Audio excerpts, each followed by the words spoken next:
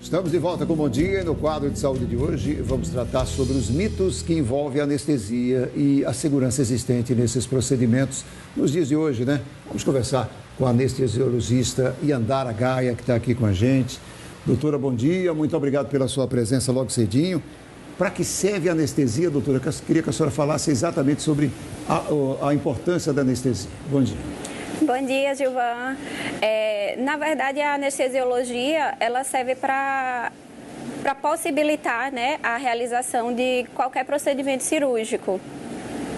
E quando a gente fala da anestesia, a gente sabe que tem vários tipos, várias formas, intensidades. Como explicar isso para o paciente, doutora?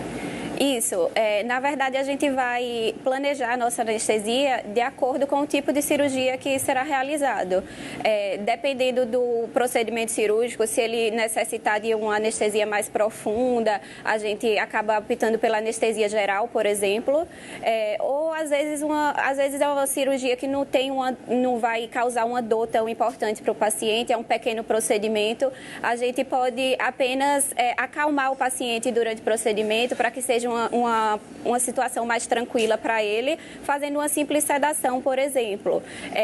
A gente pode programar também quando a cirurgia da região umbilical para baixo, digamos assim, na perna, por exemplo, a gente pode fazer aquela anestesia das costas, a raquianestesia, por exemplo, onde o paciente não vai sentir dor durante o procedimento e ele pode ou não ficar acordado.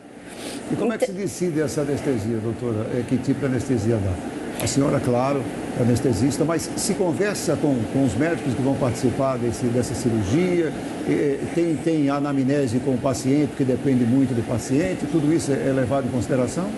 Sim, a gente leva em consideração o porte do paciente, né, as características do paciente e conversa também com o cirurgião, procura saber o que é que ele quer, se ele quer algo mais profundo, algo mais leve. Então, vai depender do cirurgião e junto com o paciente também. A gente decide em equipe.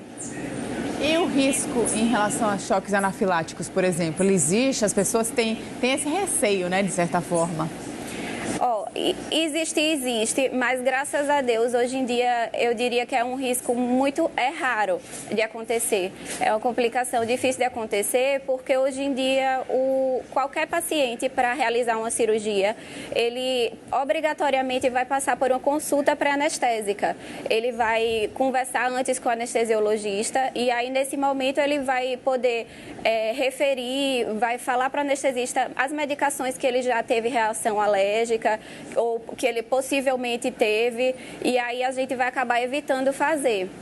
Então, essa consulta pré-anestésica foi crucial para diminuir esses riscos de choque anafilático, né? A senhora falou sobre a anestesia chamada RAC, que é aquela das costas, né? É uma anestesia importante.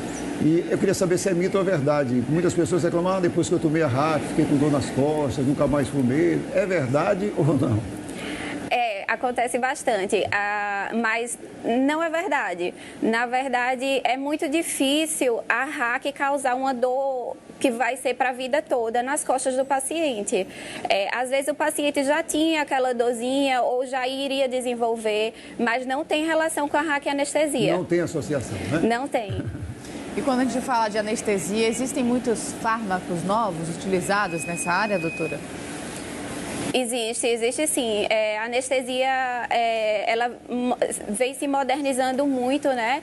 E a gente, além dos fármacos serem mais modernos, a gente tem a tecnologia ao nosso favor. A gente usa muitos monitores durante uma anestesia, então a gente consegue cuidar do paciente, a gente monitoriza a pressão arterial, frequência cardíaca, monitoriza a respiração do paciente, monitoriza o sono do paciente. Hoje em dia a gente consegue ver o sono do paciente durante o procedimento, se está adequado ou não durante a anestesia geral. Alguns medicamentos são suspensos, né, anterior à cirurgia. Por que isso acontece, doutora? Pode acontecer uma interação medicamentosa, pode prejudicar esse tipo de anestesia? Queria que a senhora explicasse isso.